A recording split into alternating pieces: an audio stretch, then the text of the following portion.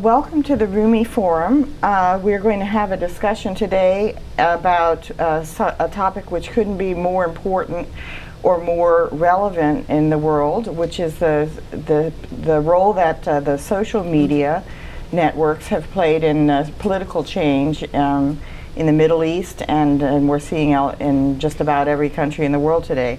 Dr. Catie Bailard is a professor at the George Washington University in political science, and this is her specialty, and she's been right on top of developments and can speak very knowledgeably about exactly how networks like a Facebook or Twitter or YouTube have fed into the big changes going on in Egypt and Libya and all these other countries in North Africa and the Middle East. So I'd like her to just go ahead with her discussion, her talk, and then we'll open it up for some questions. Thank you very much for the introduction, the great introduction, and I really appreciate you guys having me here. I'm very excited to be here to speak with you.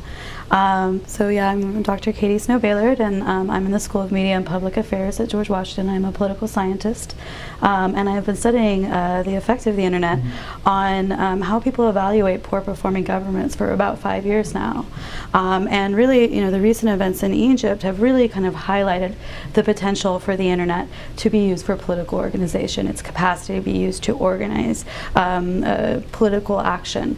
And internet enthusiasts have, widely heralded the events in Egypt as the first official Facebook revolution.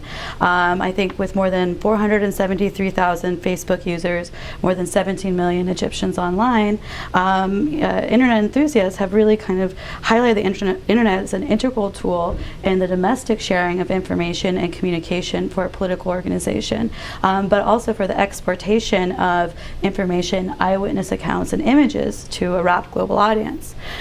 Cynics, on the other hand, have been insisting that claims of a Facebook revolution are wildly overblown. They tend to cite the fact that some of the largest demonstrations in Egypt occurred during the 5 days that the internet was effectively shut down by the government.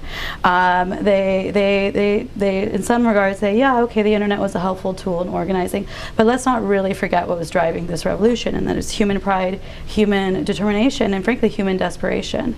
And other cynics point to the fact that it's not always the case that the internet is leveraged for pro-democratic outcomes. There are examples of authoritarian leaders being able to effectively use the internet to squash political behavior, to intimidate, to repress. And so, there's a lot of debate about what role is the internet really playing in advancing democratic behavior and democratic outcomes. And to some degree, this is going to continue ad nauseum, at least among social scientists. This debate is going to continue on, largely because of, from a social science point of view, the lack of a counterfactual, right? It's impossible to empirically prove that the internet was a necessary and defining component of what happened in Egypt, because to do so, you'd have to compare what would have happened in the same circumstances without the internet. Basically, because we have no counterfactual, we can't falsify the claim that the internet is this kind of imperative element of these movements. And as a result, this debate is going to continue. Both the enthusiasts and the cynics are going to have a hard time ever really empirically demonstrating that the internet has been a necessary and critical tool in these movements. And this debate extends beyond these more dramatic examples to even day-to-day mundane political activities and advanced democracies. When the internet first hit the scene, social scientists, the enthusiasts at least, got really excited about the potential for the internet to increase political learning and knowledge, democratic dialogue, participatory activities, voting, these sort of things. And then people set about trying to study it. And the studies of the actual effect of the internet in regard to these kind of political behaviors has been a really mixed bag. Some studies have shown a positive effect, have shown a positive correlation between the internet and these kind of democratic political behaviors. Others have found a null effect. And what we do know is that anecdotes continue to abound. What we do know in the case of Egypt is that people close to very close to the movement, leaders during the movement, do believe the internet played an integral role. Wael Ghonim, who is the Google executive, who was a very visible and vocal leader in the protest organization, After his 12-day incarceration, gave several interviews. He was incarcerated by the Egyptian government, and stated, without doubt, in his opinion, that these social media tools, the internet, was imperative to generating the kind of desire to act, the motivation to act, and then the ability to act, right, to organize. So where I kind of like to start with the discussion, as opposed to kind of like jumping headfirst into the fray, into the debate, I like to try to take a step back and think, okay, what are the aspects of the internet that scholars on both sides of the divide can agree on? And I think what this is kind of the features and functions that distinguish the internet from its ICT predecessors, right? The information and communication technologies that preceded it. And most scholars would agree that, the internet is different and distinct because of its relative lack of geographic, space, and time constraints. Right, the volume of information that's available that can be accessed with greater efficiency, greater speed across greater geographic distances has never been rivaled. The internet's nonlinear and multi-point to multi-point configuration. Nonlinear means that previously, if you wanted to get the news, and let's say you wanted to get the news from the evening news broadcast, you sat down in front of your TV, and here are the stories that are given to you on the subjects that are predetermined by the editors in the order they want you to hear about them. The internet's very different than this. You can pursue the information, the subjects that's available, follow literally like link to link, non-linear, and follow that information. The multi-point to multi-point configuration, in some ways, I think is kind of the most significant. Most traditional media was single point to multi-point, where news and information would radiate out from a single source to the masses. As we all know, the internet is multi-point to multi-point. So, not only is this a much more kind of grassroots information environment, but it also means that normal citizens, average citizens, can contribute to the informational landscape, can contribute images, YouTube videos, blogs, opinions, can pass information to friends, pass stories to friends. And so this multi-point to multi-point configuration has very much changed the informational landscape that's available to people. And then the final one is just its multifunctional uses. You have, a single technology now that you can use to, write a blog or read a blog and Skype with your friend, overseas, and pay your electricity bill and download the latest song from whatever pop star you like, often simultaneously, right? Often people are doing this all at the same time. And what this means is that people often will run into information as a byproduct of using the internet for other purposes. So you'll see kind of evidence, and there have been some studies showing how people just bump into news stories because they're trying to check their email. And so that's also changing the informational environment and changing the information that we see on a day-to-day basis. So I think that's where most scholars on both sides of the divide can agree. And I think what most scholars would also agree on is that if you really look at it, then the effect of the internet is its ability to change or to make more efficient information retrieval, information distribution, and communication activities. It makes these more efficient. So what does this have to do with political behavior, political action, political organization? Well, most of these acts, most civic acts, most political acts entail some degree of information communication, right? I mean, there's, for example, something simple like voting. Not only do you need to learn about the candidates, decide how you're going to vote, you need to figure out where the polling station is. You need to be reminded by your friend that you need to register because, the registration deadline to vote is coming up. Most activities, most political behaviors entail information and communication. And so if the internet is making information and communication more efficient, the theory is, this is kind of the instrumental view in social science of the effect, or the instrumental perspective of the effect of the internet, it kind of derives from how political scientists and economists tend to view human behavior. We tend to view human as rational, utility maximizing actors, right? We engage in cost-benefit calculuses when deciding whether or not to do something. This includes political behavior. When you're thinking about any sort of political behavior, you weigh the expected costs of doing so against the expected benefits. So the idea is if political behavior to some degree depends on information and communication. If information and communication is more efficient through the internet, what this should do is basically lower the threshold point at which the expected costs of political behavior and organization no longer exceed the expected benefits. So it basically makes political behavior, political organization more efficient, more likely to be deemed expedient. And there's a lot of great work being done by scholars already in trying to unpack, because also though, I have to say, is important to remember, it's not always the case that the internet is going to reset that threshold point low enough to actually produce political behavior. And then beyond that, even when it does promote behavior that may have not occurred in a world without the internet, there's no guarantee that internet motivated behavior will always result in political change, actual political outcomes. That's not guaranteed, right? And whether or not it does is also going to depend on the actions of a multitude of other actors and conditioning factors, but particularly other actors who also have their own sets of compatible and competing goals and their own strategic calculations. And so it's, this is as opposed to, one view in kind of social science of the effect of technology is called technological determinism. And they think that the technology itself you can just plug a technology into any context, into any population, into any country, and it determines how it's used. It determines its effects. Clearly, I'm on the very other end of the spectrum than this. It's very contingent and dependent. What we do know, though, is it does make information and communication activities more efficient. And we do know that in some cases, as has clearly been demonstrated, this can result in the sort of political organization that we're seeing in Egypt. But again, it's important to remind ourselves that this doesn't always mean that these results are going to be democratic in nature. There's also a lot of evidence of governments using the internet to track down and persecute political activists, to use the internet to create a sense of constant surveillance and intimidation from the state.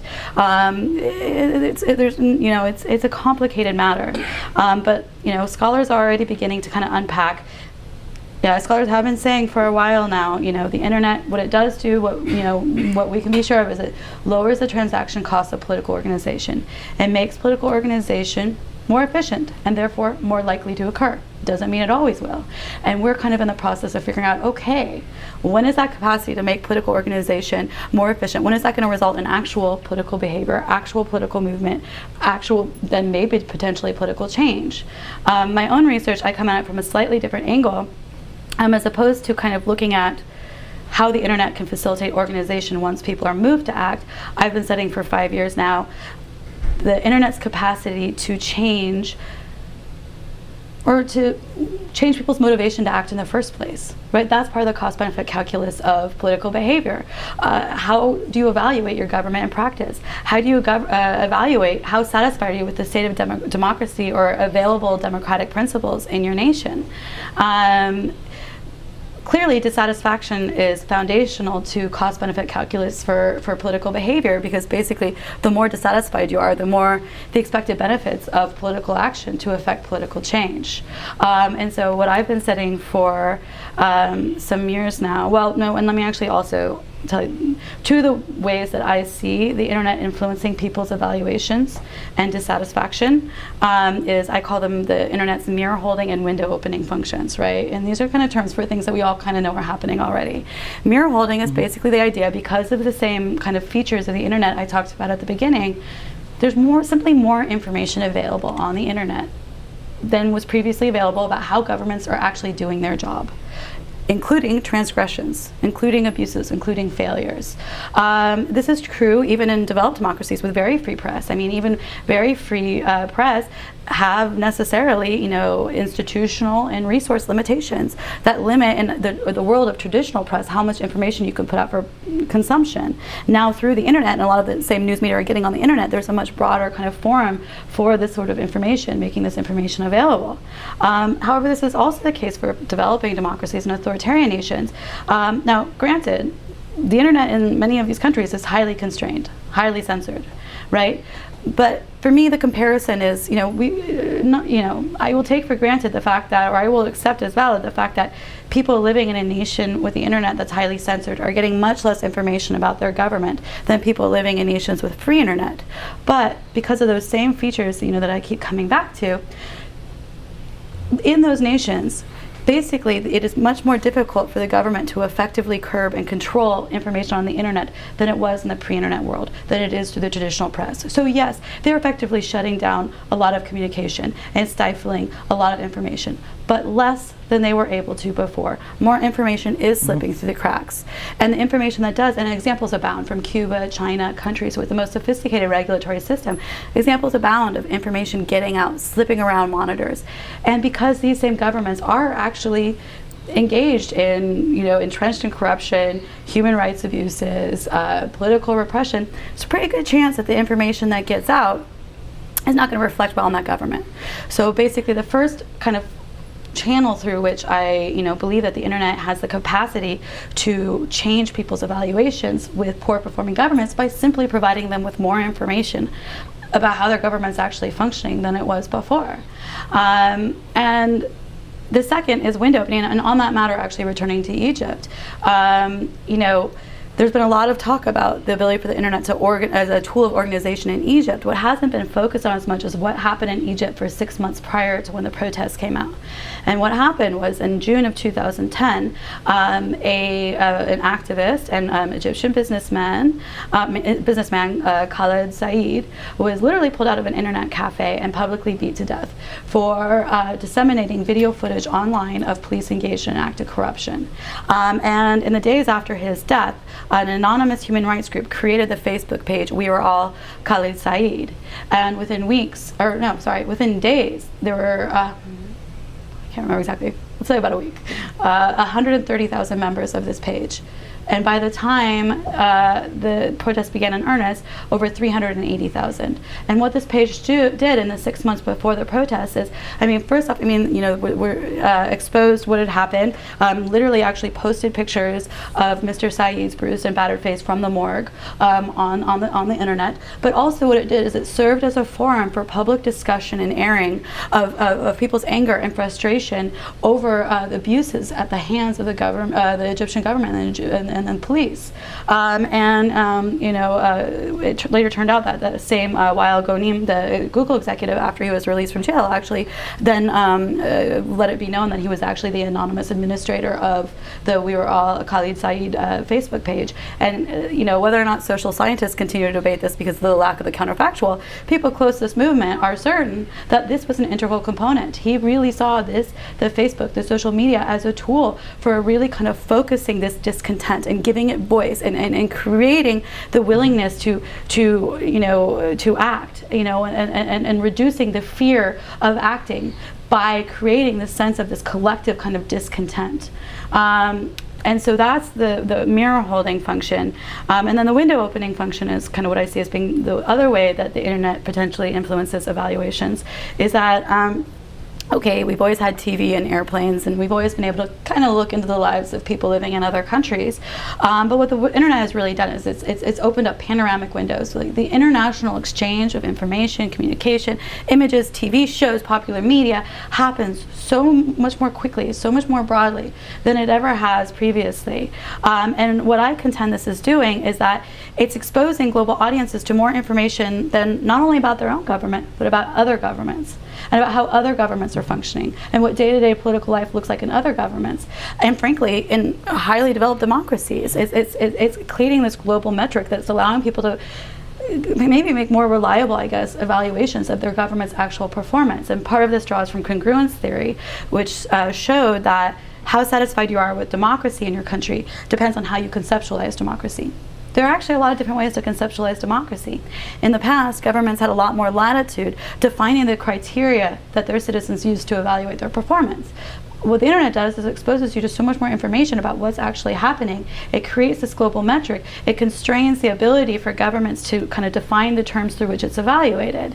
And and this is an important point too, a lot of the countries that I look at, the global audience would not consider democracies. You have to remember, this does not preclude the same governments from touting and propagandizing their democratic virtues to their own population. You will have a lot of very undemocratic leaders out there, we've got elections and we've got this and this is what democracy looks like. They used to have a lot more latitude in doing that. This is the internet, what is by opening these windows to other countries, by exposing people more information about how governments function differently, that it's also changing the expectations and the criteria that people are used to arrive at these evaluations. And the reason I think this is important, again, is that dissatisfaction, more critical evaluations of poor performing governments, as we know, can change the cost-benefit calculus of political behavior. The more dissatisfied you are, the more likely political behavior to affect change is likely to be seen as worthwhile. And so just a little bit about the research I've actually been doing. I've studied this both at kind of like the large comparative cross-national level and looked at, over a 5-year period, done analyses of the spread of the internet and how that's influenced people's satisfaction and people's satisfaction with the way democracy functions in their country, how that's changed the terms that they use to evaluate their governments. And I have found that interesting, actually, in well-performing democracies and high-performing democracies, increased internet makes people slightly more satisfied. And perhaps that's because they're also able to make comparative evaluations about how much better things are functioning in those countries than in other places. Maybe a little less likely to take certain things for granted. Where the bigger effect is in these poor performing democracies and poor performing countries, that you do see internet penetration strongly correlated with decreased satisfaction. People are becoming increasingly dissatisfied with poor performing countries with weak democratic principles. And I followed up this research with field experiments in both Bosnia and Tanzania, where I actually went into the field, got people online for a couple months, and basically looked at, did their satisfaction change? Did their evaluations of their government's performance change? Did the terms that they use to evaluate democracy or what democracy should look like change? And I found this to be the case in Bosnia. And then in Tanzania, I actually was just there in the fall. I got people online to study how the internet influenced how people viewed the presidential election that they just had. They had, in 2010, they had the most competitive presidential election they've had in a while. And let's see, the presidential election, Tanzania, compared to a lot of African countries, is doing a lot better. It's got a much freer press. It's less electoral abuses. Overall, it's doing better compared to other African countries, compared to what's possible, compared to what fully, free and transparent elections would look like, what a truly free press would look like. Tanzania's got some room to go. There's still work to be done. And so I went into Tanzania, I got people online, the presidential election happened, there was reports of electoral abuses, and the results were actually contested because there was a kind of outcry by the opposition party about evidence of missing voter ballots, lack of voter materials at certain polling stations, certain people's names not on the polling list. And so there was actually a recount that lasted 5 days, during which time there was minor rioting dispersed, there was agitation, and so I arrived in Tanzania for the post-survey the day that the recount was being concluded, and started to kind of measure people's attitudes. How did they feel? Did they think the election was fair? Did they think the recount was fair? And found again in the case that people who had been on the internet were much more likely than their non-internet peers to believe that the election was not conducted fairly, was not conducted transparently. They're more likely to believe the recount was not fair and transparent and impartial.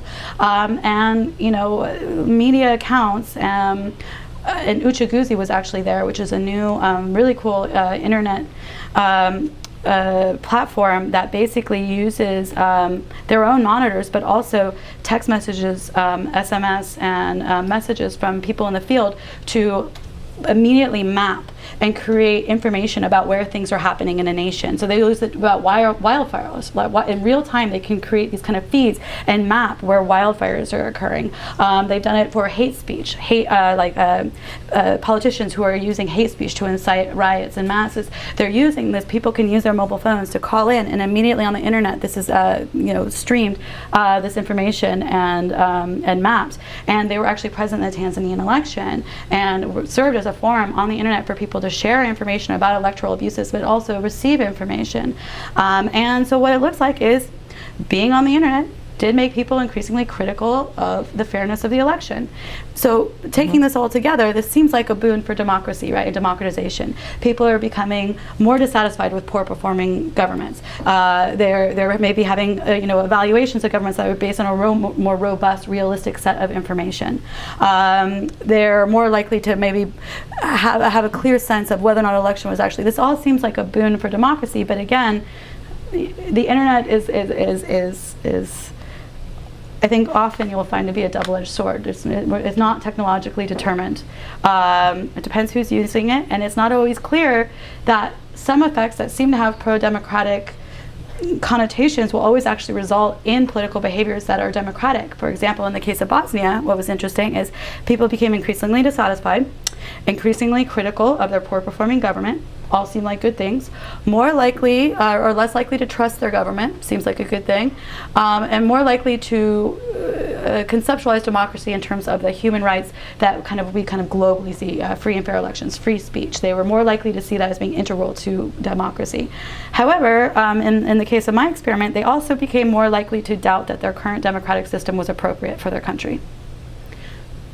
So, I mean, okay, like what is that? You mean they were talking about going back to authoritarianism, or what? There has been in a lot of Eastern European countries, and at the time, this research was done in 2007, and at the time there was a lot of talk about kind of the looming temptation of authoritarianism, and that in some of these Eastern European countries that are recently converted, that or at least recently democratized, there was still this kind of inheritance of this sense that, you know, governance might be done best by elites, and that it may not be the province of individuals. They may not be in the best position to make these decisions. And there was some talk among scholars of this kind of looming temptation, and my research, at least in this instant at that time, bore that out a little bit. And then the other thing about Tanzania that I found, which is again the double-edged sword, okay, great, people are more likely to be critical of the election, seem to be more informed about the fact that the election and recount may not have been completely free and fair. However, this same group also became less likely to vote. They're too busy playing games on the internet or something. Well, but the other side of it, though, is you could think about it. If you're more likely to think that the internet's not fair, what's the point of voting? What's the point of going out and voting if you don't think the election's being conducted fairly, if you don't think your vote's going to count? Or they could have been playing video games. I mean, you know, who knows? But that, you know, and it does show us kind of how nuanced and complicated the internet and social media and these things are. And, you know, it's our job kind of as social scientists to continue to try to unpack this very complex, because we would like to be in a position someday to predict when, okay, what do we know? It makes information communication activities more efficient. Political behavior and organization depends on information and communication. Therefore, it seems to be the case that it will make these behaviors more efficient and therefore more likely to occur. They're not always going to occur, not always going to have the same result. And it's our job as social scientists to try to kind of figure out more what are the conditioning factors that are going to predict when behavior does occur and when that behavior does result in outcomes or changes, and when those changes are actually going to be pro-democratic. None of this is fixed, and none of this, you know, is clear yet. But I mean, this is kind of where we're all at right now, kind of watching the events that are unfolding. Well, thank you for laying out what the debate is about here. It seems fairly obvious that one thing that the internet does for everyone is kind of impersonal empowerment, personal empowerment. You can go on, you can write a blog and be right up there next to some famous person's blog and seem to have just as much influence if you can get a following. You can chirp in chat, in the chat rooms and discussions. You can put things on Twitter and YouTube and get as much of an audience as, you know, some celebrity can get. So it's kind of a personal empowerment, and I guess one question is, you know, is that experience of personal empowerment that you can feel if you're in China or an authoritarian country, if you're in Libya, you can feel that same empowerment. Is that also contributing to this desire for political empowerment, that my vote should count, what we want as a population wants as a government should count, that we shouldn't have government imposed on us from above? So isn't that sort of an aspect of it? My sense is yes. I mean, there's been limited actual research on that, but I mean, I think that is a really good observation. I mean, one of the only studies I've seen about efficacy, and efficacy is like your sense of, there's both internal, external efficacy, like your sense as a citizen that, like, A, is your government responsive to you, and then internal efficacy is, do I have the skills, the resource, the tools to function effectively as a citizen, to participate in the political process. And the only research I've seen, so actually there's been a couple on efficacy, but one of the ones that's sticking out of my head right now is that it does increase efficacy, but particularly internal efficacy, which is what you're talking about. It empowers people with a greater sense, at least the studies I've seen, of the belief that they can effectively participate in political processes. But as far as anecdotally, as an answer to your question, Wael Ghonim, the same Google executive, actually said that turning off the internet was a huge mistake on behalf of the Egyptian government, because he's saying like what that did is that people had gotten used to being able to be online, to be aware of what was happening, and the anger that it created to suddenly take that information away and that venue away and that ability to communicate, that anger helped drive people into the streets, and also drove them to the streets necessarily because they could no longer sit at their computers to communicate. So he actually said that that was a huge misstep by the Egyptian government for, I think, the same sort of things that you're speaking to. Well, it sounds like from what you say, the internet is a particularly powerful tool and a big threat to the more authoritarian governments, which have tried to limit people's access to information and self-empowerment, personal empowerment. And that seems to be what's playing out here in the Middle East. Do you think this could spread to, say, a country like China, or even a country like Burma, which seems cut off from the whole world? I mean, what we do know, right, is that countries that want to be economically competitive and viable, in the global market, have no choice but to get online. They can't do it, and they're trying to have it both ways. And you have countries like China that are trying to exploit this technology to compete globally, economically, but at the same time control. It takes a lot of effort and government resources to control something like the internet, and we know it's not entirely effective. So whether or not this is a winning equation for the Chinese government over long term, I mean, I don't know if it would come down decisively, but my gut tells me that it's going to be pretty hard to maintain.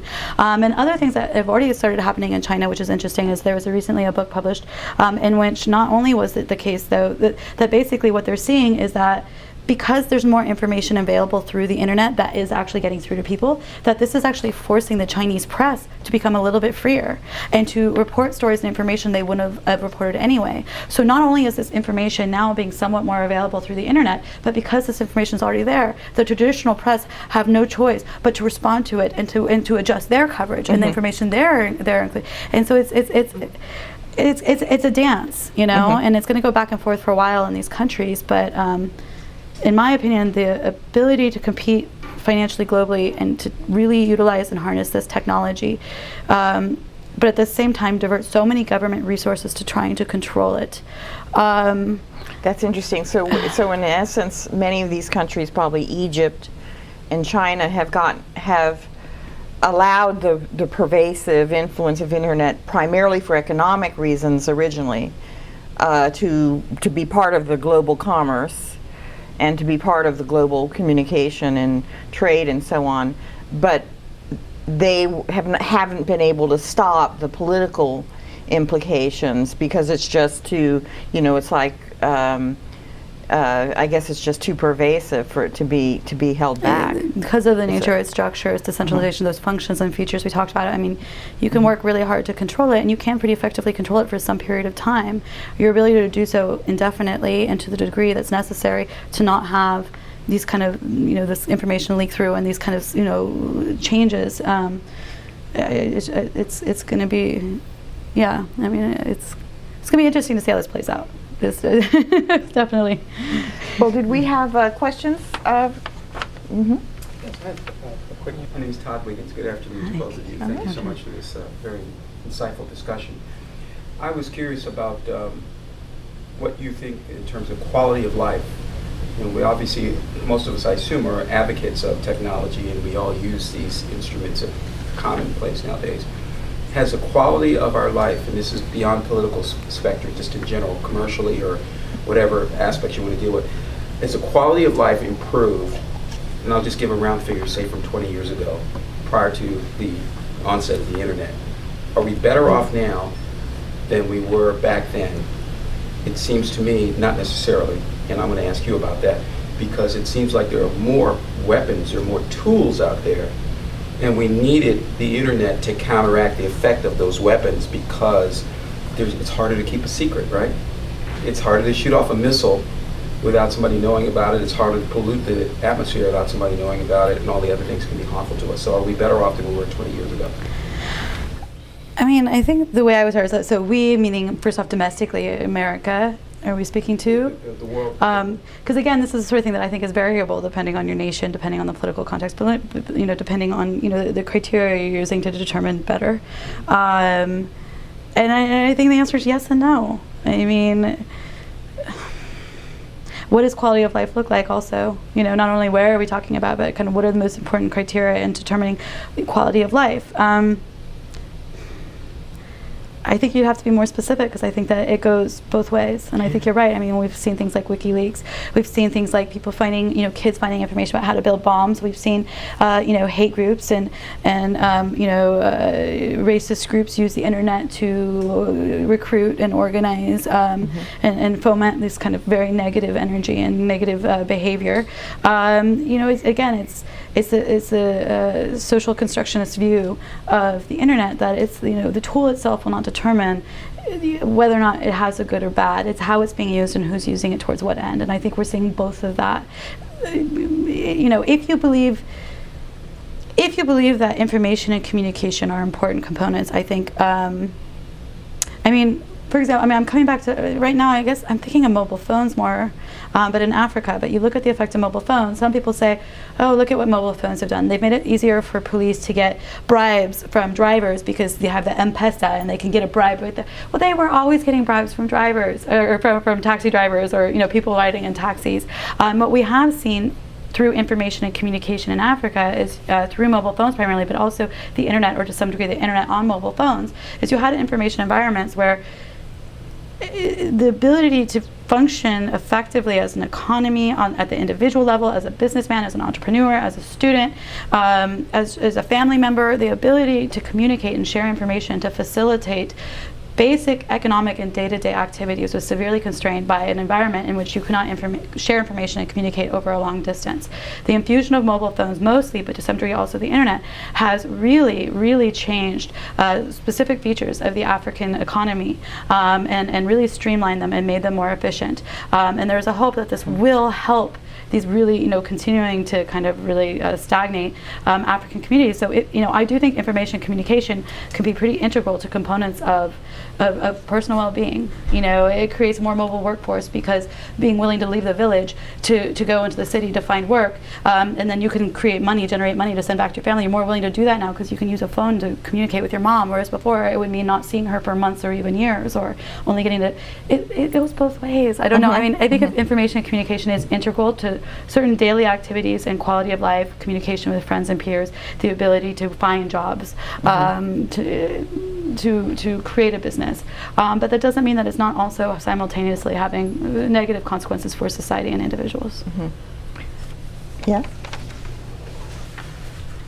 Just to remind you, just to remind all of us, I was working in Russia when Gorbachev only had a fax machine to tell us that he was being surrounded and unable to leave. So that was just 22 years ago. So we have to remember that when we see how fast this all has come. The thing that concerns me as I listen to all the news reporting is that too much information makes it hard to make decisions. And too many people all talking to each other makes it seems to me, hard for leaders to emerge and have some stature. And that if one is depending on technology to communicate personality, strength of passion, all of those things which create real leaders, then I wonder, and we keep asking about these countries that are emerging now, who is the leader? Who can pull this together? And it worries me that it may get too fractured, that all of it may get too fractured. And that's the thing, as an older person, that's the thing that keeps coming back to me. This sort of a Tower of Babel effect of the internet. There's so many voices, millions of voices speaking. Who do you listen to? And when you get out there and try to put your position forward, someone can always say, well, I've seen here that that's not the case. So that's what worries me as a person of my age, trying to see whether these revolutions are going to produce leaders. And I think you alluded to it when you said maybe some people are going, oh, it's too much. Just give me an authoritarian leader. Secondly, I'm glad you brought up Tanzania. I do some work there. And you know, but the social, you know, Julius Nyerere and the background of Tanzania is very different. And so I think that's helpful in that process. It has a long history of leadership that wanted to better the place. So I think that makes it different from a lot of Africa. But it does, definitely. Again, my big concern is whether we're going to get leaders that can function in this world. And that's what will be interesting to see what plays out in these countries. I mean, I think both Tunisia and Egypt have excused their interim leaders in the last week, I believe. And we're back to a position where it's like, who is the leader? And some degree of military state and suspension of constitution and what's emerging. But I mean, part of what's happened is both of these leaders were initially stepped down because of the news media. And there were actually people who were both pretty closely tied to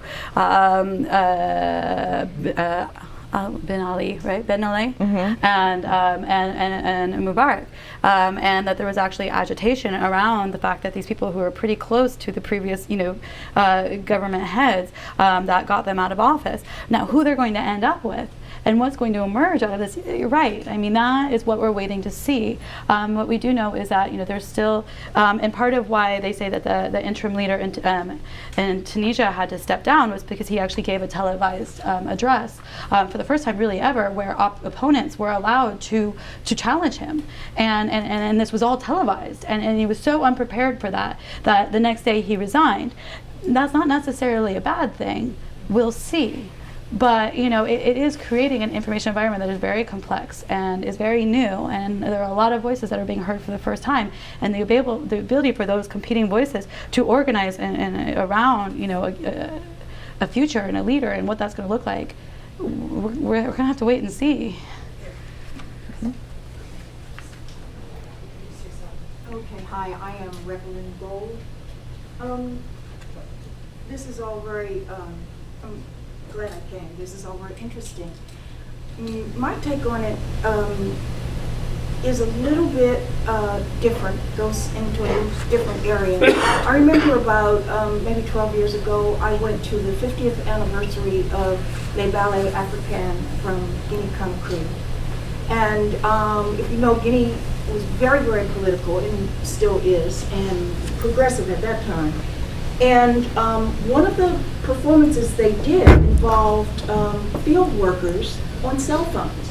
And they were, they were in the field, and some of them were just on the cell phone talking about nothing. And then some community activists came onto the field, and they were using their cell phones for political reasons.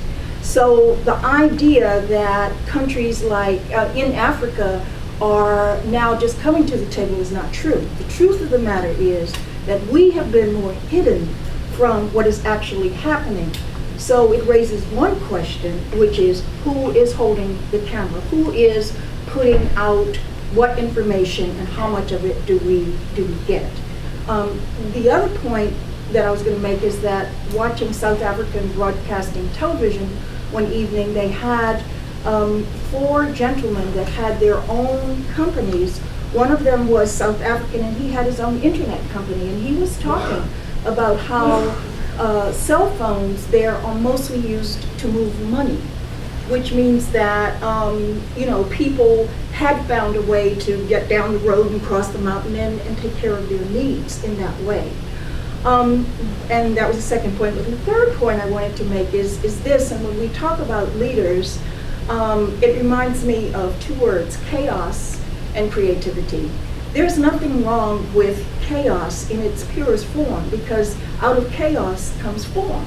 And so for a while, people may be in darkness. I mean, it's not the first time, and it won't be the last time. And as long as people are peaceful and want order in their lives, then out of that chaos can come something that is even beyond what we think they need. We think they need a leader in the same form as what they had.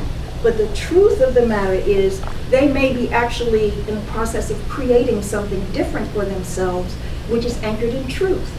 And truth to me is always anchored in spirit. So we don't always see, because it's not always tangible, what is going on. What's behind what's going on, I believe, is that people are seeking and looking for truth at this point, because nothing else can hold up. I mean, the lies. You hear a lie over here and it sounds like the lie over there, and it doesn't take long to hear that they're both, echoing on an A flat somewhere, and then we know, oh, that's that lie. And, and so people are digging deeper. And so those are my points, that the chaos may not be bad. It may be a period of creativity that we can't see, feel, and touch right now. And that we are the ones, in fact, that may be more behind in our use of technology, because people who did not have roads and schools and certain kinds of infrastructures were using this technology to continue on with their lives in the way that they needed. Mm-hmm. Yeah, I think those are all good points.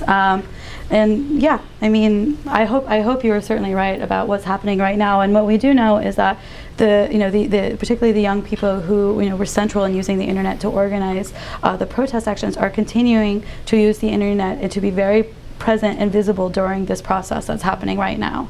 And there are competing voices, and they really are in the process of kind of talking things through and negotiating what the future is going to look like. And what they do seem to remain committed to, though, is a future that looks like the ability to, I think a quote I just read was like, I think somebody recently said, "I don't care who's in power next, as long as I have the right to get rid of him if I want to." And this is a process, and it takes time. And the idea that they're automatically going to fall into this after the protest falls, I mean, the world does move so quickly right now, and we want to know what it's going to look like right now. And we don't. And there's a chance it could go one direction, but there are people who are still using this tool who still seem committed to wanting to find a future that allows them to have these basic institutions that will hopefully over time create a better place, a better government, that better serves the interests of its people. I hope. Yeah, you do see in these North African countries that are going through the change, they're forming councils, of government, as opposed to just one person who's leading. There's a group that gets together and makes decisions, and I don't know how effective those are, but that's certainly a true democracy when they conduct themselves that way. Was there any other questions?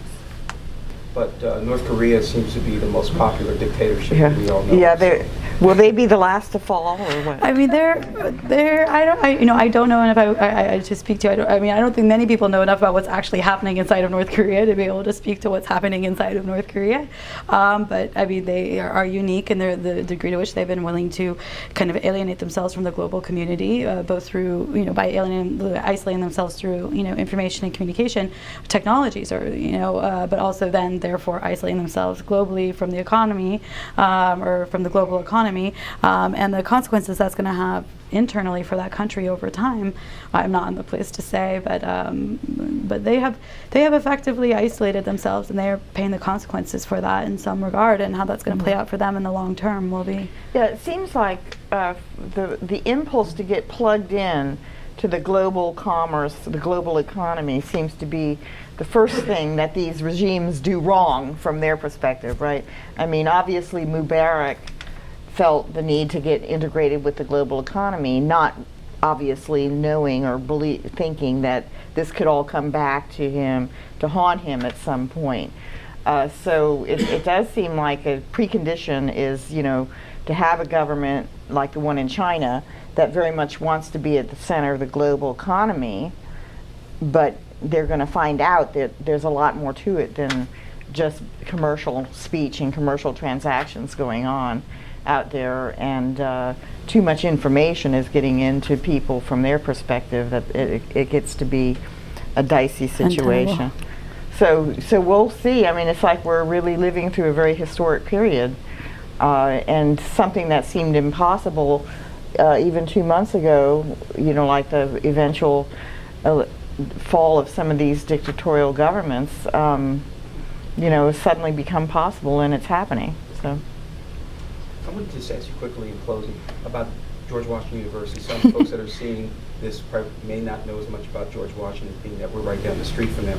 What's it like to be there in an international campus, one of the most successful and prosperous institutions in Washington, and all the international exposure you get? What are some of the things that you learned from your colleagues and fellow students there? It's obviously a great opportunity. I'm a political scientist. I've studied media and politics my whole career, And usually you're either a political scientist doing that, in a political science department where very few people study media, or you're doing it in a communications department where you're one of the very few people that studies politics. And what GW has, my department, School of Media and Public Affairs, it's a political communication department, and it's the largest concentration of, we have the practitioners who have worked in some capacity as journalists or in the news media and have brought very interesting and prestigious kind of careers into the classroom for their students, and then the political communication people, scholars, and it's actually the single largest collection of people who specifically study media and politics in a single place in any institution, any university. So I was already excited to come to GW for that reason, but then also obviously, being situated in Washington D.C. and the sort of guest speakers that you have coming through and the opportunities that are available, and it's remarkable. I mean, you really are. You've got your finger on the pulse here, and if you're someone who studies media and politics, especially international media and politics, I mean, it's hard to beat. This is the epicenter for that. Well, thank you very much for coming, and we had a very, very robust discussion, and please come again. Indeed. Thank you. Okay. Thank you. Yeah, thank you very much. Appreciate it.